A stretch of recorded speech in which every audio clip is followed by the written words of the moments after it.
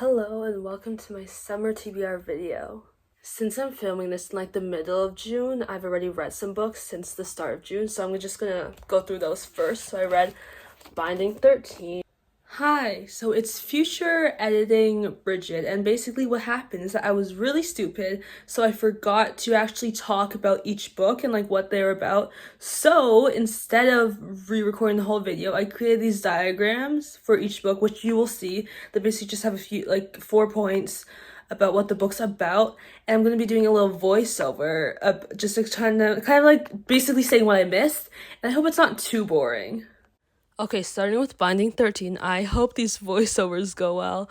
So basically, Binding 13 is the first book in the Boys of Tommen series, and the whole series, it's still continuing, but so far, like, the series is a pretty, like, good length if you want to, like, start a series that's still going, and but there are a certain amount of books out, so you won't necessarily be, like, really waiting for the next book.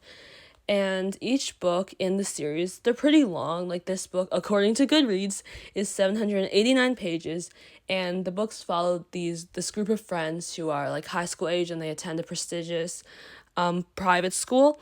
And the main like genre is like romance, but there are other topics. A lot of those topics are tougher topics, so definitely search up the trigger warnings and content warnings.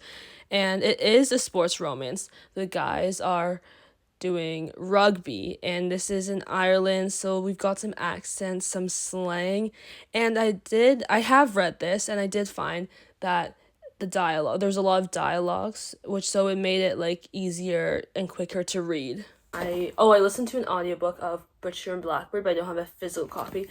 Butcher and Blackbird is the first book in the Ruinous Love trilogy. The second book, Leather and Lark, came out this month, really recently, and the third book's coming out February 2025, I'm pretty sure.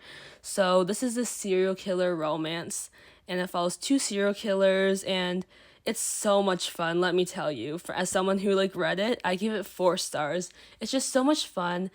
There's adventures, there's banter. The banter is so addictive, and it's 360 pages, dark romance, like I said. Of course, since it's dark romance and serial killers, it has to be Touch Her and You Die. One of the most, it's just the trope's so good, and it is adult. Then I read Leather and Lark. Leather and Lark is the second book in the Ruinous Love trilogy, so it's the one right after Butcher and Blackbird. And so basically, if you read Butcher and Blackbird and you're like, is this one better? Is this one as good? How am I going to like it compared to Butcher and Blackbird? So how I found it is that I actually liked it better, but I think it's more of a personality thing. So I would say Butcher and Blackbird was like more fun and like kind of crazy and like spontaneous, if that makes sense. And then Leather and Lark was more like serious and had more normal people moments, if that makes sense. So it all depends on like what kind of stuff you prefer in your dark romance books. So this one is 416 pages. It's adult and it's marriage of convenience, but they don't like each other in the marriage of convenience. So it's the banter, once again, the banter is amazing. I read One Star Romance. One Star Romance is a 400-page romance adult book about a girl who is a writer and writes a book, and the guy who gives a 1-star review on the book. And they know about each other before the 1-star review happens, but then the 1-star review happens, and it's like we don't like each other anymore. So there is some enemies dipped into the book, but it's also not just about the romantic relationship, it's also about friendships, and it gets very emotional. I read Skin of the Sea. Skin of the Sea, mermaids. Think The Little Mermaid, but more magic and more fantasy elements. So basically, this girl, she saves a guy from like a shipwreck, so kind of like basically The Little Mermaid, but there's like so much magic, which I just love. You know, it's definitely a very magical book. It's 325 pages, young adult, which is actually, I don't know if it's just the fantasy books I've read and seen, but it's actually kind of like shorter for a fantasy book. So it's definitely like not like, it doesn't take like a long time to read or anything. And I read the first Heartstopper book. Heartstopper Volume 1, I'm sure many of you watching this video have already read Heartstopper and all the books in the series, but if you haven't and don't really know what it's about, it's just this like cute high school romance, graphic novel, LGBTQ+, young adult, but they are in high school, 288 pages, but it is a graphic novel, so it only took me like an hour to read, which it felt good to read a book in just an hour. And even though that might sound short for one book, it is a graphic novel, so you're still able to process all the information and admire like the art and like the images in that hour. I actually read a few other Heartstopper books, but they weren't originally on my Summer TBR. But they'll be in my summer wrap-up. And let me just say, out of those, how many is that? 5? Out of those 5 books, this one's my favorite. So if you want to check out a book, like right now, check out this one. Okay, so this summer I have one reread, and that is It Happened One Summer. And like, the thing is, I read this so long ago and never gave it a review, never annotated it. But I want to reread it this summer. Well, first of all, I've just loved Tessa Bailey's work for just so long now. And I feel like it's just a good summer to reread it and give it the proper 5-star review that it deserves. Tessa Bailey, It Happened One Summer, Grumpy Sunshine to a T. It's an adult romance book, 397 pages, which is like the average romance adult novel length. So basically, it's Grumpy Sunshine, as you can see in my diagram thing. I'm sure you already know this if you were on BookTok around this time, but it is a fisherman.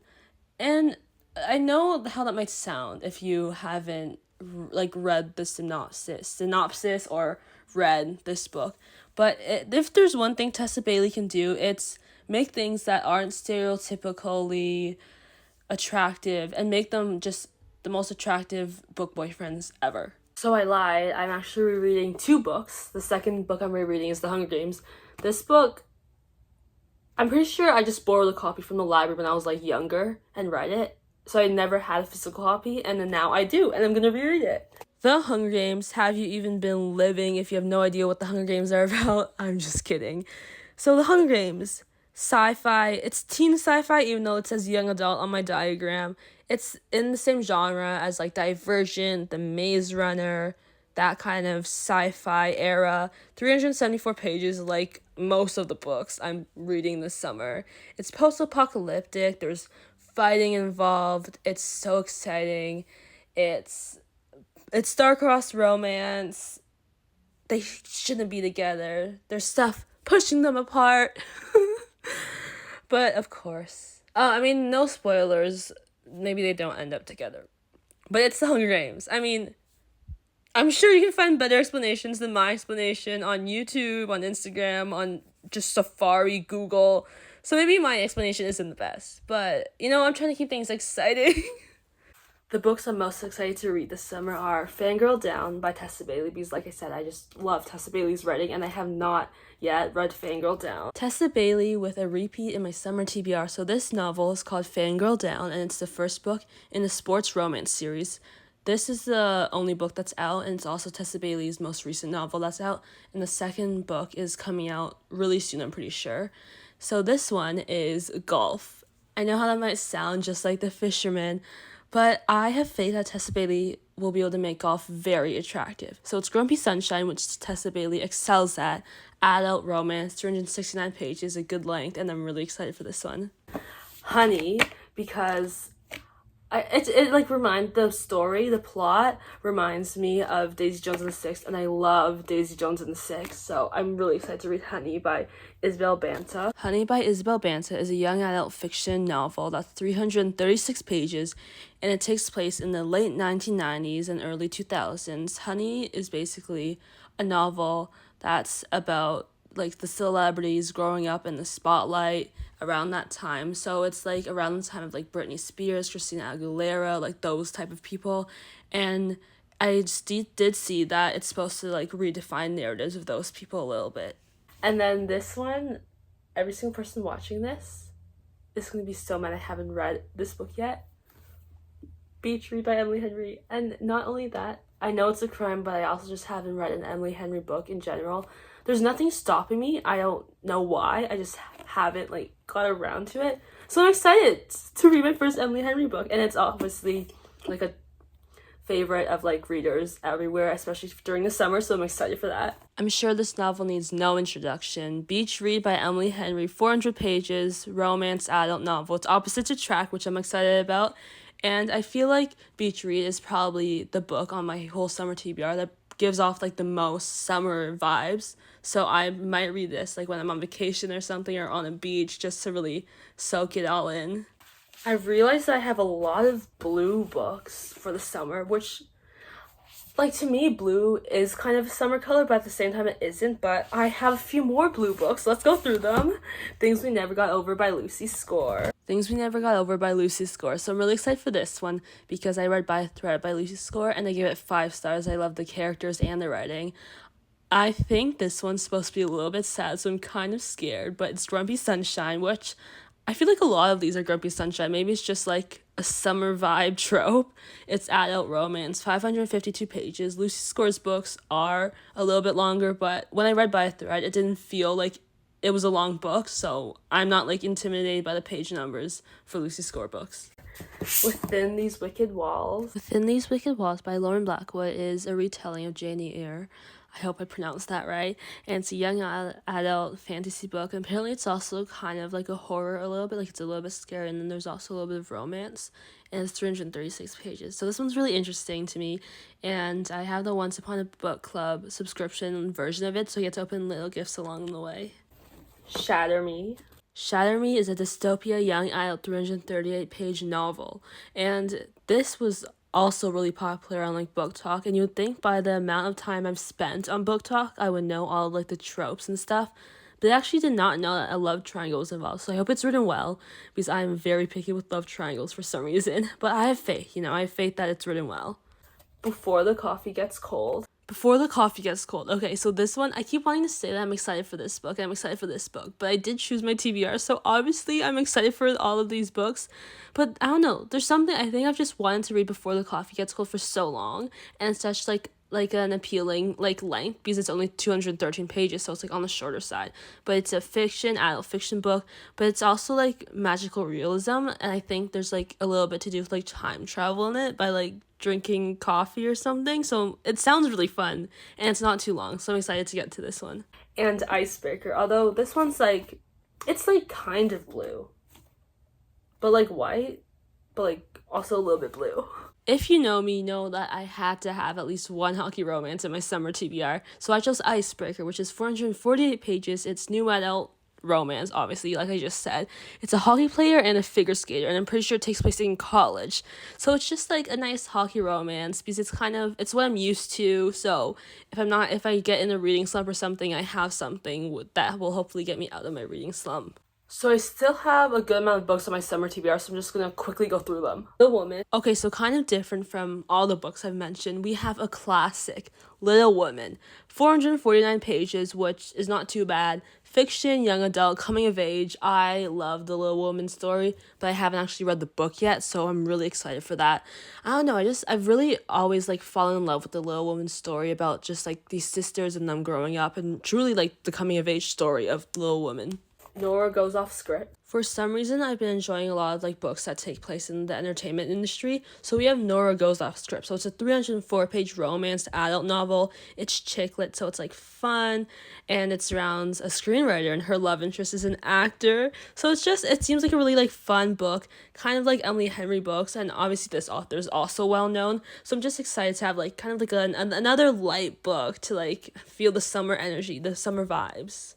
Good Girl Complex. I love Elle Kennedy, so of course I had to add one of her books into my summer TBR. So it's not a hockey romance, it's Good Girl Complex. It's 368 pages, romance, obviously, and it's adult, and it's Good Girl x Bad Boy. I feel like I've had a lot of Sunshine x Grumpy, but I don't know if I've had any books in my summer TBR that are specifically Good Girl x Bad Boy yet. So we're changing it up a little bit because this is totally different, but I'm excited for this one. And then if I like this one, I can also read the next one in the series. The Letters. So The Letters, Postmark Prejudice in Black and White, is a biographical novel by Sheila White, and it's about her parents and the racism they dealt with in the late 1940s. So her mom's white and her dad's black, and it's basically just what they went through during that time, and it's their story. And fun fact, I actually met the author because I decided to go book shopping at Indigo one day, and it just so happened that she was doing an event, so I was interested, and I saw her like signing some books, so I'm like, oh, like I wonder like what this book's about. So I read it and I got really intrigued, and even though it's a different genre to what I usually read, I was still intrigued, and I bought her book and she signed it, so I think that's really cool, and I'm really excited for this one, like all the books on my summer TBR. Oh, my bell just dropped. The Song of Achilles, that I also know it's a crime. I have not read this yet. The Song of Achilles is a 408-page mythology retelling young adult fiction novel. And this is another book on my summer TBR that I've had an actual copy of for a long time, and it's really popular, but I just haven't gotten around to it. I think what kept me from reading this one is that it's just like all the sad books I have where like people are like, oh, it made me cry, and I'm scared that it won't make me cry. But I guess we'll find out this summer. Magnolia Parks. Magnolia Parks is the first book in a series. It's a 448-page romance novel, new adult. It's about like elite social classes in like London, so it takes place in London, and it's kind of like Gossip Girl is what I've heard, or like I think it's less gossip, but just like those like kind of rich kids. And I'm excited for Magnolia Parks because I've heard good things about it, but I'm also scared. Like a small spoiler just for like one of the tropes. I hear there's a cheating trope, which I'm scared to read, but I have faith in like the reviews and the booktubers I love watching. I have faith in them, so I'm hoping that I'll like it. I'm gonna finish Vow of Thieves. Vow of Thieves is the second book in the Dance of Thieves, Vow of Thieves duology, and I've actually started reading it, and I gave Dance of Thieves 5 stars, but I love Mary E. Pearson's writing. It's just so beautiful to read, and especially with fantasy, it's just so easy to imagine the world and immerse yourself, and like I said, it's just really beautiful. So Vow of Thieves is 480 pages, fantasy, like I've said, it's young adult, and of course, since it's fantasy, it's like touch her or him and you die. I mean, it's fantasy. Of course, you have to have that trope. How to End a Love Story. How to End a Love Story is a 384-page romance novel. It's adult, and it surrounds two people, enemies to lovers, which is my favorite trope if you don't already know. So the girl is a writer, and her novels are getting turned into a TV show. So she's one of the screenwriters in her writer's room, and then her ex, I'm pretty sure, is the guy, and he is a screenwriter, and then he signs up for the writer's room, and he's in the writer's room. So they're both in the writer's room for the TV show, and it's enemies to lovers. So I'm guessing since they're both in the writer's room, it's also workplace romance. So I'm really excited for that. But what really caught my eye is the mental health representation. So I'm pretty sure the guy deals with panic attacks, for example. And I love when there are deeper topics in romance novels.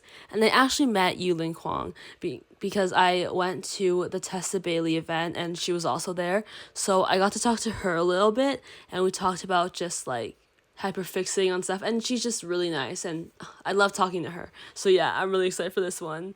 I've said that for every single book on my summer TBR, but I am excited. I truly am. In the book I've been scared to read for years, A Little Life. Don't ask me why I chose to read this during the summer. I don't have an answer for you. A Little Life, 816 pages, fiction, adult, tough topics, really tough topics, a lot of them. I think this one might be the longest one, or the Lucy Score one. Either the Lucy Score one or this one is the longest one of my summer TBR. But this one, I said it in the clip, but I am so scared and intimidated by it. I've had this one as long as I've had like other books. I've had a copy of A Little Life for years, and I just haven't gotten around to it out of fear, but I think it's finally time. Not really summer vibes, but I think it's finally time. I'm actually really excited for this summer. I feel like it's going to be like a book reading filled summer for me. Let me know about you, and also comment down below what book you're excited to read this summer.